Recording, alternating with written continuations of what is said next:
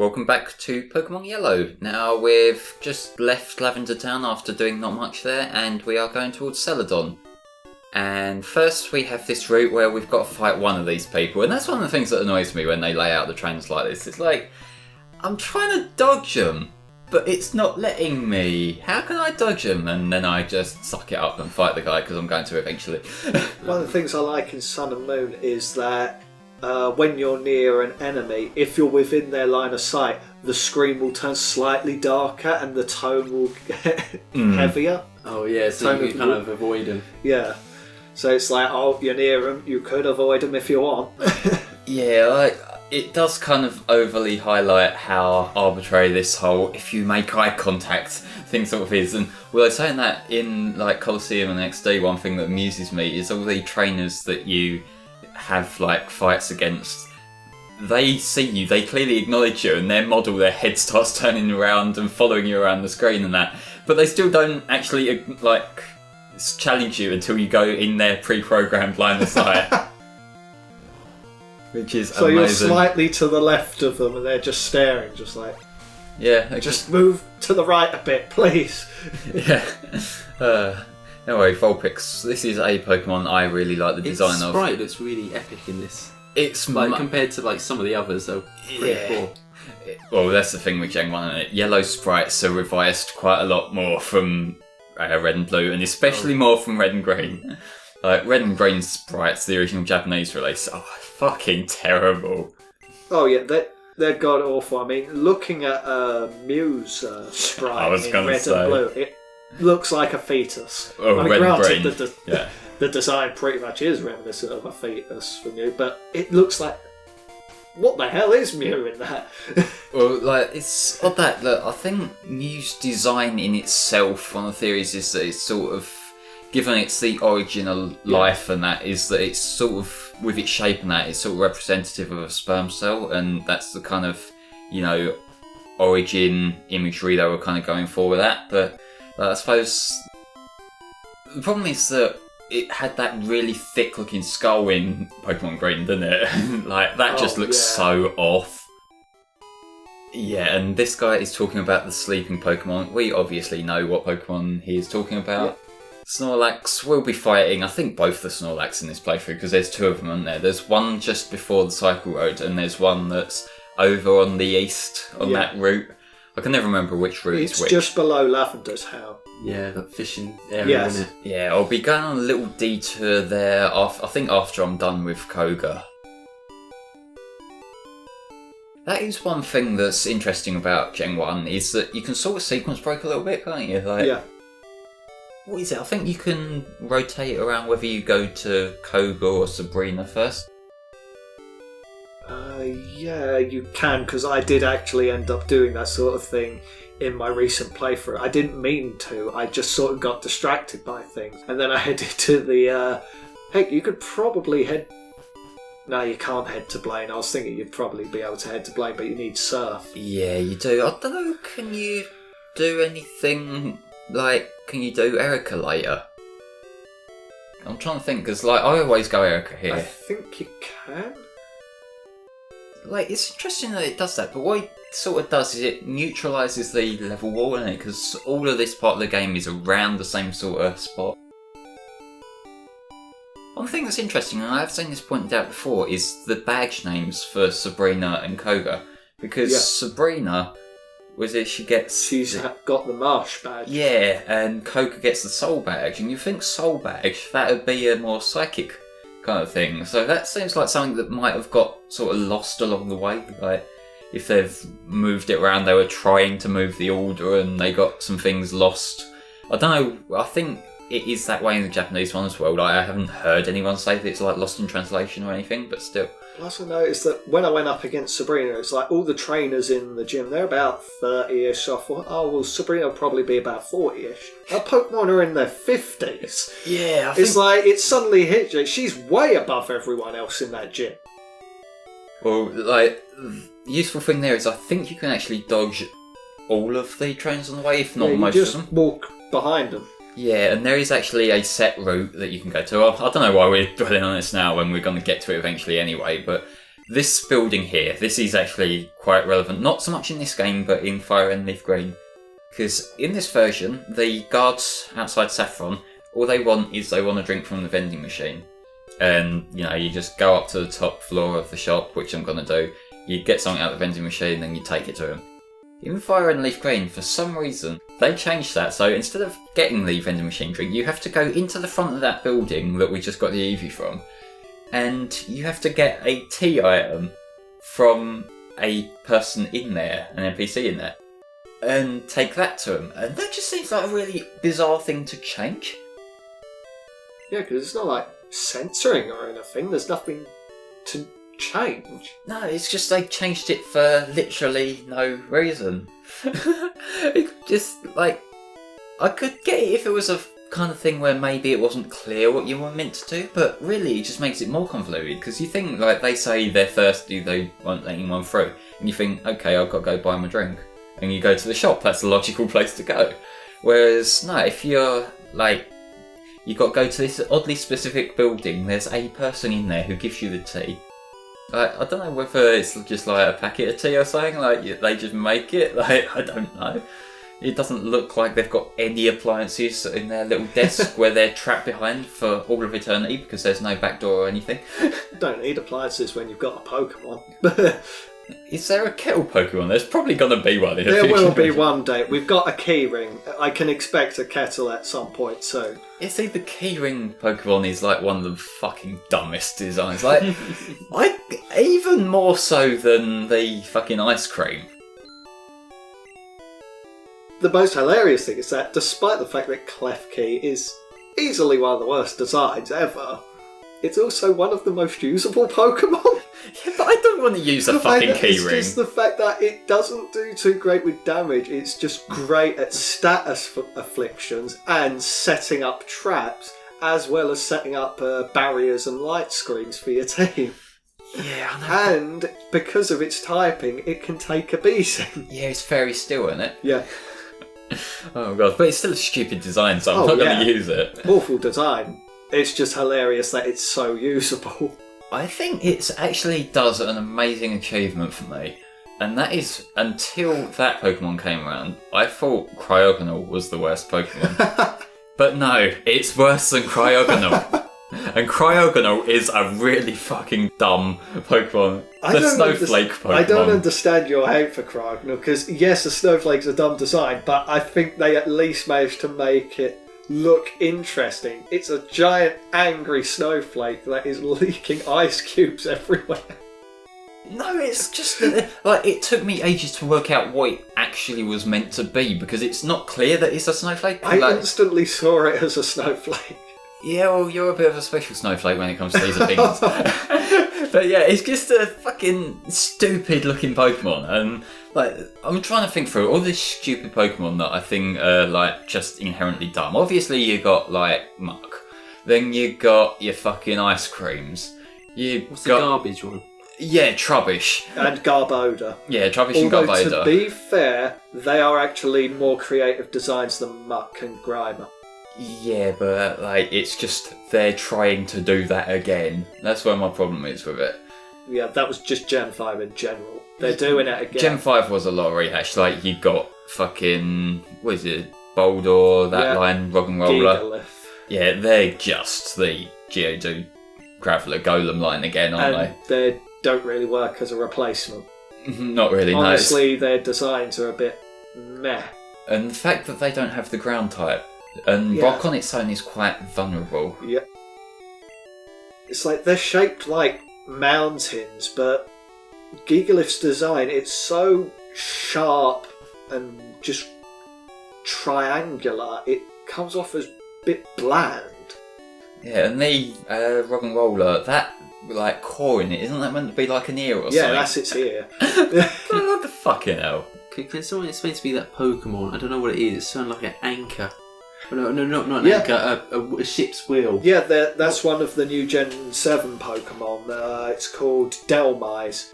It's an anchor and it's covered in seaweed. The seaweed is the Pokemon. But For fuck's sake. The thing is, the design is pretty nice. It's not the best, but it's far from the worst, and it's a ghost grass type, which is an interesting type. We've got about... It's a strange design. It's a strange design, but I quite like it, and there's only like 2 other ghost grass types. That's including their pre-evolutions as well, though.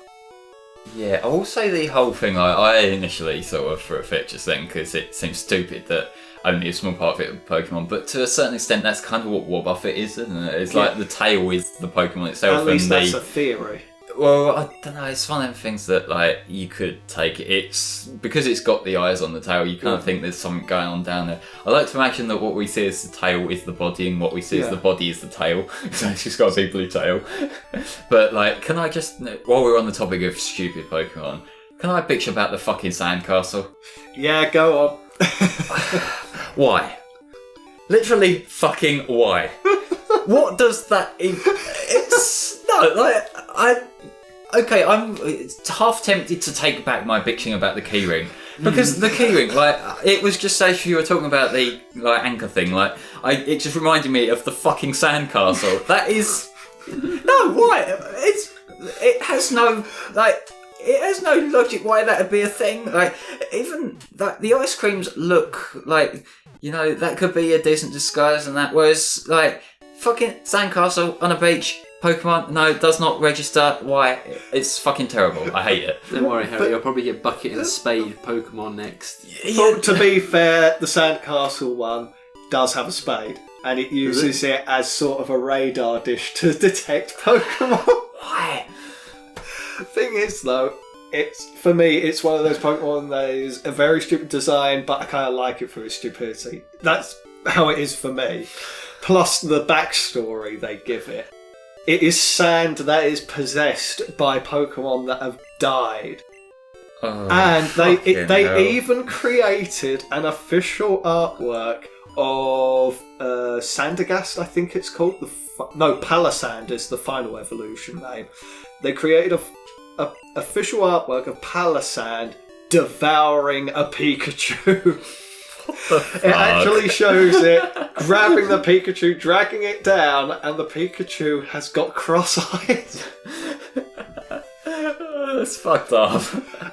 And they devour Pokemon, of course, and apparently it buries the bones underneath it.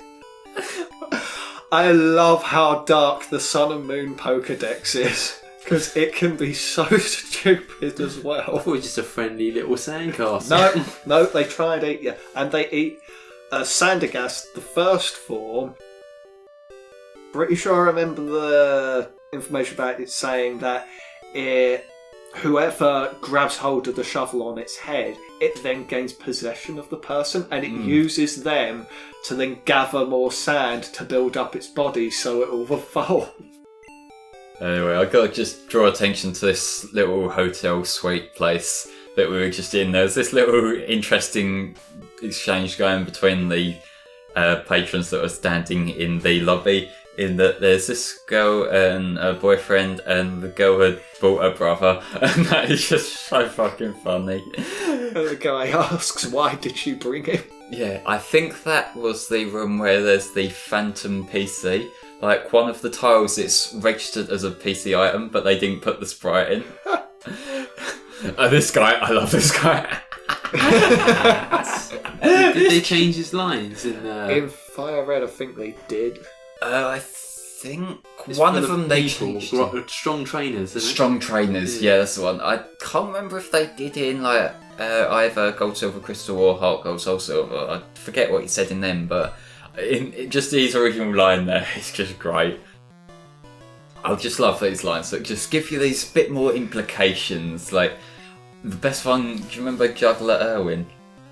What, he dropped his balls? Yes. He's a juggler character, and when you beat him, his like losing quote is, oops, dropped my balls. I didn't quite laugh at that as much as you do. I'm a 12-year-old bloke. It's like, when I came across that character in my recent playthrough, I was just like, it's that character. Okay. Yeah, but I think he's the one that in Crystal, I think it was, they made him like extra creepy if you're playing as the female one. Like, if you're playing as the female character, then for some reason he phones you more. Like, if you register his phone number and he's just, like, more persistent. Oh, God. That's just something I remember reading a while back. That just cracked me the fuck up. Like, although I would love it if, you know, like, you get the Youngster J calls where he's saying, like, my Rattata's in top cent all the time. I would love it if he was, like just ringing you up and, like, hi, I dropped my balls again. Oh, God. Weeping Bell. This is another stupid design. Yeah, that's pretty crap. Yep. Like, Bellsprout, okay design. Weeping Bell, fucking dumb. Victory Bell sort of redeems it a little bit, if only because I remember him in the anime constantly trying to devour James. Well, I say devour all of his Pokemon, sort of do something that inflicts pain on him, but they do it in a loving way. Yeah. That is one of my favourite running jokes. And one thing that I think was quite funny is that during one of those scenes, like, Eric Stewart, like the voice actor for James, they just left in a little message that, like, it was just, if you, like, it's backmasked, like, speech, and if you just played that particular audio clip backwards, it was just saying Leo Burnett and 4 Kids of the Devil. And that was just because he was pissed off about how he weren't, I think it was that he weren't getting paid properly for, like, merchandise sales or trailer sale, like, usage or something like that. And that's just one of the things that I just found funny. One of my favourite scenes with James and his Pokemon was with when he gets Carnivine. It's like when it goes over to Diamond and Pearl, when they go to his house that's over there, because he has a house pretty much in every region, it would seem. Well, his family's loaded, yeah, his family's rich. It's like he finds the Pokeball with Carnivine in it, opens it up, Carnivine comes out, he's super excited, bites his head, and he's just happy, yeah. And then he's on the phone ordering takeaway. It's like, he doesn't even mind the fact that his Pokemon's trying to open his head up like a can opener. Well, it was Victory Bell anyway. Yeah. Victory Bell and Cacnea and that, you probably just get used to it after a while, don't you? Cacnea, it just wanted to hug him, but it's just covered in spikes, so... That's the thing though, imagine if that evolved though, and like it just wanted full body hugs. Oh god, Cactus. It'd be like fucking Beware, wouldn't it? God, Beware. Oh god, that's another stupid design. I like Beware. But it contrasts with how deadly it is, so I'll let it pass. Beware's that sort of endearing stupid though, and he just wants a hug and he kills you. Yeah, so when it's first form, Stuffle, it hates being hugged, but once it evolves, it wants to hug. Character development. But it can hug so hard it will snap a tree in half. And there are even apparently signs by Woods telling you to be aware of Beware. Maybe James will get one soon. Actually, in Sun and Moon, instead of Team Rocket blasting off, or whenever they do blast off, there's a Beware there that catches them and takes them back to its cave. Really? Oh. Yeah. It's like there's even a moment in it where Team Rocket actually beats Ash for once. They actually win. And they start crying from joy. They're just like, oh my god, we won! And then Beware comes up behind them, grabs them, and they're just like, no, what are you doing? Stop! We've won! Let us have this moment! And then they end up dropping their loot and Beware runs off with them. And they're crying. Yeah. Well, you say that about them actually winning for once. I think there was the one time when they successfully stole Ash's Thunderstone, didn't they? Like, that was in the Diamond and Pearl one, I think. Stole it? They didn't really steal it. They just... Because I remember it was a battle against a Raichu, wasn't it? Yeah. And they both decided they didn't want to use this Thunderstone anyway, and Team Rocket were just like, you're not going to use this. Yeah. We need money, so we're just going to take this off your hands. Okay, cool. Yeah. That episode was another example of like an episode that was basically just a rewrite of a previous one, because that was literally just the Lieutenant Surge episode again, wasn't except you had a Raichu that pinned Pikachu to a tree and hyper beamed him in the face. Well, that was just trying to, you know, make it feel a bit more yeah. intimidating, because like you had the initial intimidation with Lieutenant Surge's Raichu purely because Pikachu was inexperienced then. And, having to actually fight a battle was a weird thing for Ash back in Kanto, so you had that. It's like the only thing they learnt from the second Raichu encounter was the fact that Pikachu had to duck. That was it. That was the only thing that changed the tide of the battle. Pikachu ducked the second time. Yeah, let's spend a bit of character development on this thing that is not even a mechanic in the games. Is it me or does Bulbasaur look oddly green here? I don't know. Considering the colour of every Pokemon in this game, it's didn't really bother me. It's just Bulbasaur's colours have always been that little bit inconsistent, haven't they? Yes, he's meant to have that bit of a blue pigment to Yeah, him. he's more of a not quite aqua blue, more a turquoisey colour to his main body, but no. So every now and then it sort of adjusts. Because they got him right in the anime, didn't they? They got him right blue from the start, but no, I suppose it's just one of these things that limitations of the colour palette. But still, Ivysaur looks oddly happy there. Which is weird, given he's up against a fire type.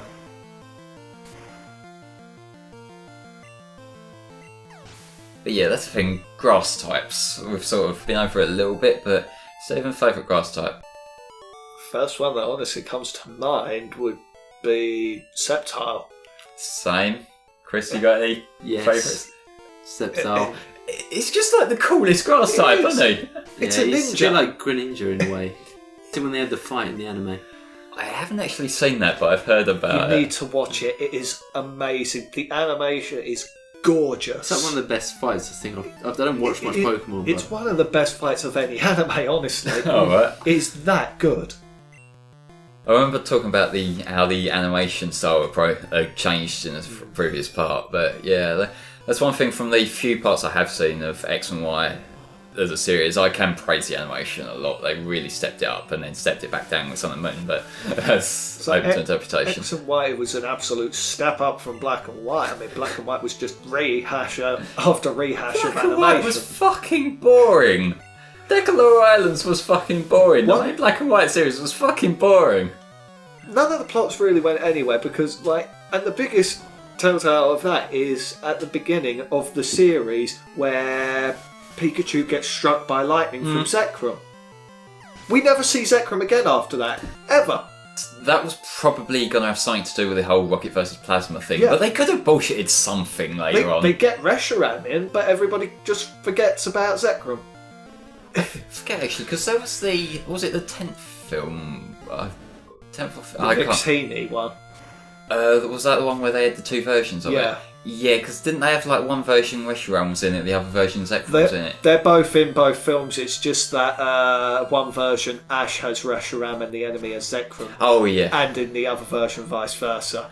That's it. I can't remember now which one I watched. I think it might have been the white one. Oh, and in one version there's a shiny Hydreigon and the other version there's a shiny Golurk. What an odd thing to change. I know. But then again you get to see Golurk using Fly, so... True. I've got to say, what a stupid idea for films to have two almost identical films, but with minor changes. So that is just moronic, really. It is, it's fucking dumb. Honestly, that was the last tolerable Pokemon film for me. I don't think I've actually watched any more recent ones. I kind of want to just because they're Pokemon films, but It's it dropped off after Gen 4 for me with the films. The films at Gen 4, I was like, you know what? They're alright. The first three at least were kind of an arc, really, weren't they? And then there's the Zoroark one, which is just there. But I enjoyed it nonetheless. Yeah, Zoroark film was alright. I do kind of like that they had the shiny legendary dog's appearance and just Zoroark in itself. The Zoro and Zoroark as characters were pretty good. And it was cool to see Celebi again. I can't remember much. What did Celebi do in that film? There's a character in it who, at one point he captured Celebi, and Celebi was going to escape through its sort of time vortex thing that's created, and he ends up absorbing the energy from it so he can see the future. But he ends up wrecking an entire forest because of it. So that's the point of Celebi, because the main villain, he's losing his ability to see the future, so he needs another portal to gain the ability again. Because he's been using it so that then he can go do stock markets, win money and that, and he's become really famous and he's got a huge company. Yeah, that seems legit. Yeah, Chris, you got a favourite Pokemon film, mate? I haven't seen hardly any of them. Just probably the Mewtwo one. I remember seeing it in the cinema, and probably maybe the Lugia one, but so I can't really say. My favourite Pokemon 2000, the Lugia film, that is my favourite film. It's just, there's something about it. It's just, I love it so much. I'm not sure what film's my favourite. I've just kind of seen a lot of them as on par with each other, but honestly, the first film has a special place in my heart, even though the voice acting is murder on the ears. But there is Mewtwo's voice, which is easily the best thing in the film. Yeah, I just flew over here on my Pidgeotto. And it's a Pidgeotto. Yeah. Oh, God, you're so stupid. Good old Forkins. Or there's the fact that they introduced Donphan early on. What Pokemon to preview first? And Golem lost to a Thunderbolt. And there was no sprinklers on. It was clear that there was still just bullshit and stuff on this. Well, also with the Pokemon first movie, I don't really like it. There's something about it that's endearing to me, but I think it's a bad film. It's a bad film. Plus, when Team Rocket are watching as all the Pokeballs are going in the machine, and they're watching them come up on the screen, Cypher comes up, Alakazam! Same thing, clearly. It's yes, I suppose you could see those scythes as spoons. Same thing. Although now I'm just thinking about fucking Grim Reaper walking around with a giant spoon. That'd be amazing. Fantastic. So he goes to strike his victim. Oh, bugger, it's the wrong thing. Although, I suppose, the Grim Reaper maybe is Erika, that'd be kind of cool. I'm just Grim Reaper walking around with bending his spoons. He walks out, goes to strike, he's like, wait a minute. Bends it into the L shape so that he's ready to strike. No, he holds the spoon up against someone and bends it down and it knocks them out, and that's how he kills people.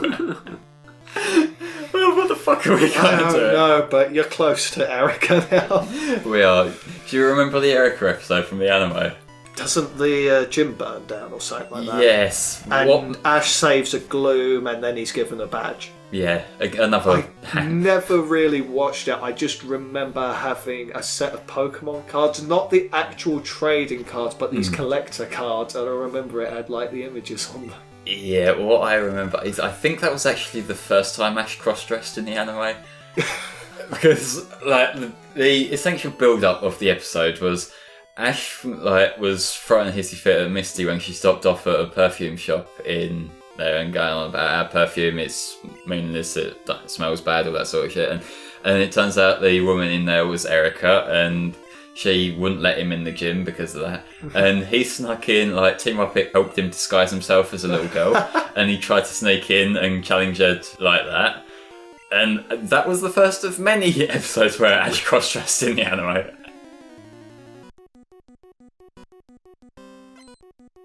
It's just one thing to point out here with Erika. She's making the Pokeball hover. She's a grass-type trainer. That was probably just a sprite of her throwing it up, to be fair. Just it stopped at the freeze frame. It makes her look like she's psychic. She is sort of meditating, isn't she? Yeah. The only other cross-dressing episode I remember of Pokemon, the last one I remember was in Black and White, and even Pikachu cross-dressed slightly. They just add that heart shape to the bottom of his tail.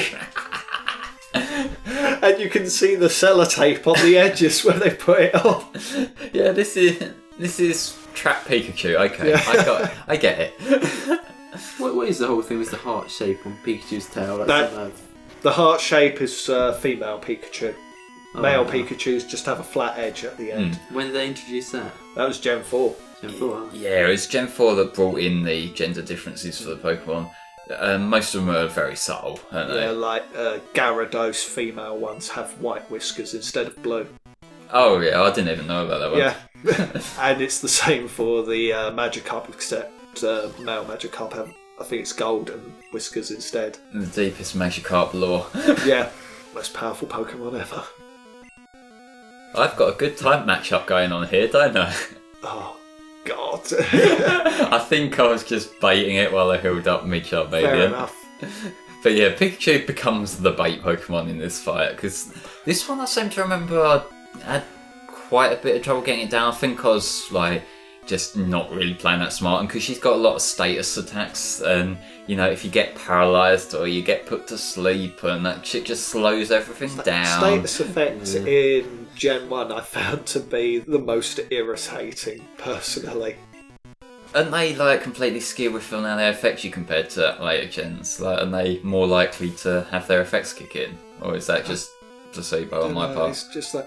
It's just the fact that the majority of the moves of the grass-type Pokemon in this game are mostly status effects. Well, specifically when you're up against the computer, because it's like every second it's like, oh god, you're poisoned. Okay, I'll take that out, throw that out, and now you're paralysed. Okay, I'll take you, put there. Now you're asleep. Yeah. What is your fourth move? Because that's obviously an attack move. Yeah. Fourth move? Who needs that? But yeah, her signature Pokemon in the anime is Gloom, and I think this is another one that they adapted here. I don't think she got evolved. I think in Gold, Silver and Crystal they give her a Blossom, don't they? Probably. I don't know. I haven't really played Gold or Silver, so... Fix that. It's like in the anime, Ash got a badge for saving Pokemon from a burning building. You're going in there and setting everything on fire to win your badge. Nothing works better than arson. Fuck yeah. I'm not going to go in there and water the plants with water at all. Well, good point, given the whole weak to grass thing. Yeah. I wonder, like... I'm not quite sure exactly how the grass being resistant to electric thing works. It just feels like one that they just threw in just to try and... I think it's just due to the fact they don't really conduct electricity, do they? Wood doesn't conduct electricity, no, but so... neither does, like, rock or... True. You know, it's yeah, just... it's odd. Like, how is like, it still affected by electric? Is that just neutral? Yeah, it's neutral, which is weird. You would have thought it'd be super effective considering water conducts electricity as well. But then again, it's probably also because like certain metals don't conduct electricity. True, but like still does. Yes, the steel type, but I think it just generally covers all metals in general. So that's odd, because in the trading card game, like, what we know as steel type is referred to as metal type, and you get metal energy. There you go. And it just feels odd that they didn't just call it that in the games, just because that gives them that bit more flexibility, doesn't it, really? Actually, speaking of steel types, because we're not actually going to encounter any in this playthrough, given they weren't brought in until Gen 2. You got a favourite steel type? I know what mine is. Aggro? No, but it's my boy Scissor. Yeah, fair enough. Scissor is fucking hype, so is Steelix. Oh, God, I'm not sure. It would have to be between Scizor and Steelix. Which one's Scizor? Is that the... That's the evolution of Cypher. Yeah, okay. Yeah, that's really fucking cool. Yeah. The thing is, though, it's like to be expected when evolving a Pokemon, their base stat total increases. When you evolve Cypher into Scizor, the base stat total stays the same. They just alter the stats a little bit. Yeah, and give him another type. Yeah, and his ability Technician. That increases the damage of weaker moves, which is very useful for moves like Bullet Punch, because that's like steel type quick attack. Oh yeah, that sounds like a useful move. And Sizzle's not exactly the fastest, so it needs all the help it can get where that's concerned. It's not that fast. It's one of them Pokemon that looks like it should be really fucking fast. Yeah. Yeah, ladies and gentlemen, that was Erika's Gym, and we'll see you next time for more Pokemon Yellow.